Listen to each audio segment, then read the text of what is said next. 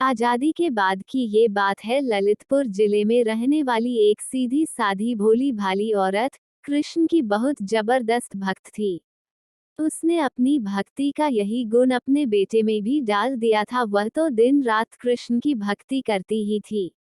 उसने अपने बेटे को भी कृष्ण मंदिर में सेवा करने के लिए लगा दिया था। उसका बेटा भी अब जवान हो गया था, लेकिन वो औरत बूढ़ी होने के बाद भी दिन रात कृष्ण को याद किया करती। कोई भी काम बिना कृष्ण का नाम लिए नहीं करती। बिना कृष्ण को भोग लगाए खुद कभी नहीं खाती। उसने अपना सारा जीवन कृष्ण भक्ति में अर्पण कर दिया था। एक बार वह अपने छत पर सो रही थी।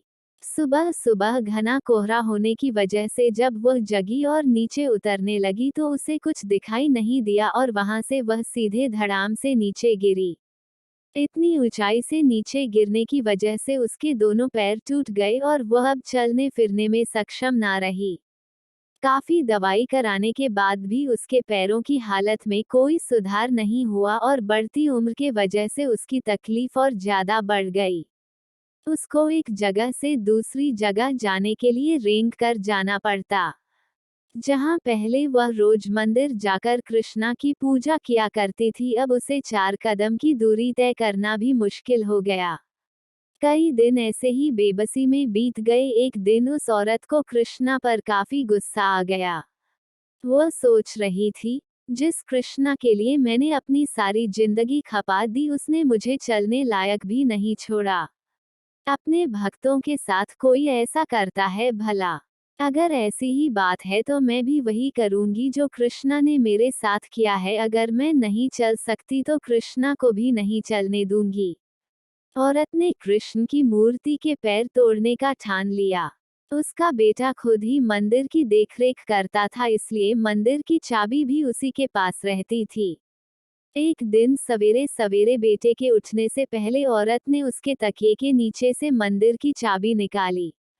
वो किसी तरह बड़ी मेहनत से रेंगते हुए मंदिर तक पहुंची। मंदिर का दरवाजा खोला और गर्भगृह में घुसकर दरवाजा अंदर से बंद कर लिया।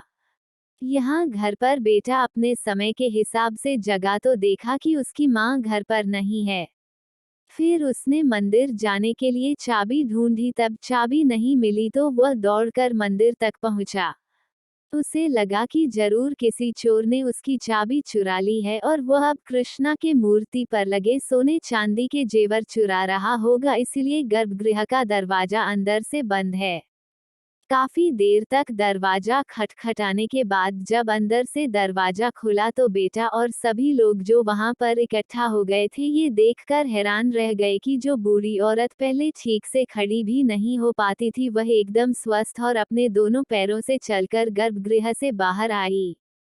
सभी के पूछने पर उस औरत ने अपने साथ घटित हुए इस चमत्कार के बारे में बताया कि कैसे उसने अपने भगवान से गुस्सा होकर सिलबट्टे से उनकी मूर्ति के पैर तोड़ने का प्लान बनाया और उसके लिए उन्होंने गर्भगृह में घुसकर दरवाजा लगा लिया। तब भगवान खुद उसके सामने प्रकट हुए और उसे रोकते हुए कहा कि आप मेरे पैर मत तोड़िए, इससे अच्छा है मैं आपके पैर जोड़ देता हूँ।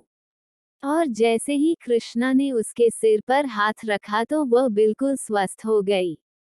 भगवान कब, किस पर, कैसे प्रसन्न होंगे कोई नहीं बता सकता। लोगों को लगेगा कि इस औरत को भगवान ने भय से दर्शन दिए, लेकिन उसमें भी उस औरत की जीवन भर का समर्पण और भक्ति छिपी हुई थी।